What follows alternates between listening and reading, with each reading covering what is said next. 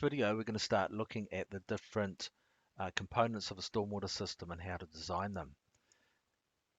We'll start with the easy ones, which is the subsoil drains. Basically, NZTA F2 subsoil drain specification, that gives you a standard detail for a subsoil drain. And basically, you just put that in. You should do calculations to look at the groundwater levels. If the groundwater levels are especially high or of a concern, then you would do more calculations and try to figure out how much groundwater comes in. And you might design the subsoil drain to be a little bit bigger. So it might be a bit deeper than the 1 meter minimum.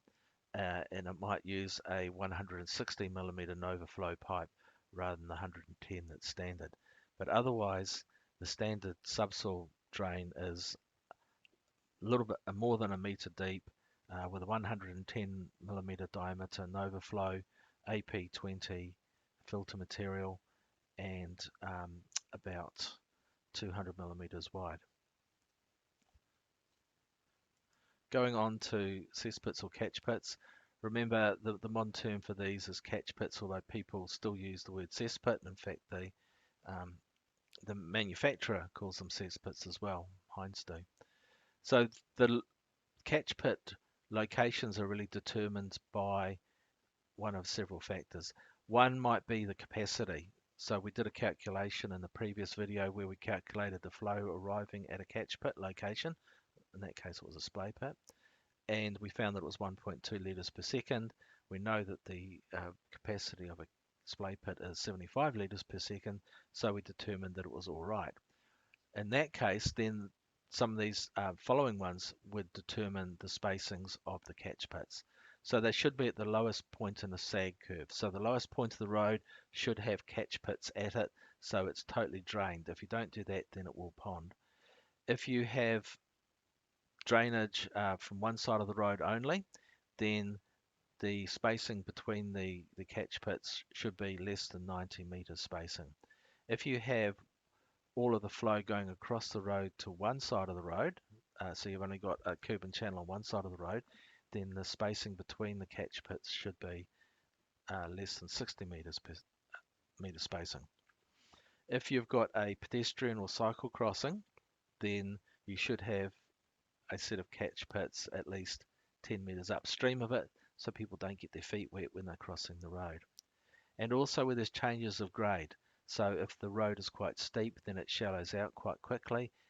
It would be a good idea to put a couple of catch pits either side of the road at that change in grade, because there is the tendency for it to pond and those sort of things.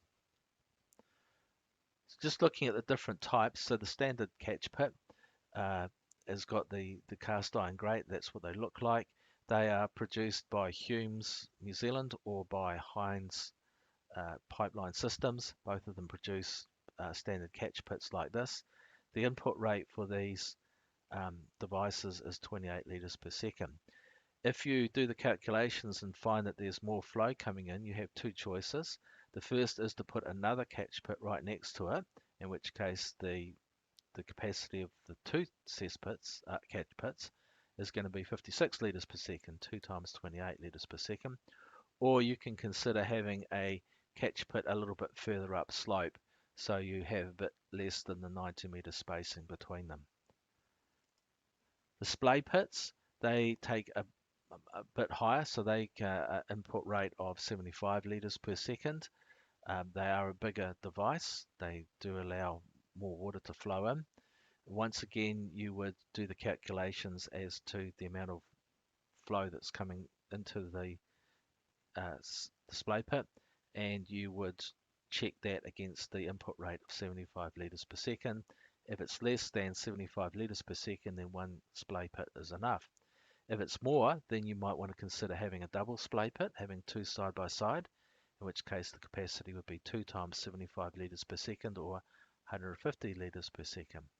Or you might want to put a splay pit a little bit further up the hill. So those are the sort of design decisions you make. These are quite easy things to design. And finally, there's the standard cesspit. They call it a cesspit. I'd call it a catch pit. They have super pits. They have splay catch pits. They have all different types of devices. We've only looked at this one and this one, but there are other devices that both Heinz and Humes produce. You can go online and download their product specifications to get more information about these types of things, these types of catch pits.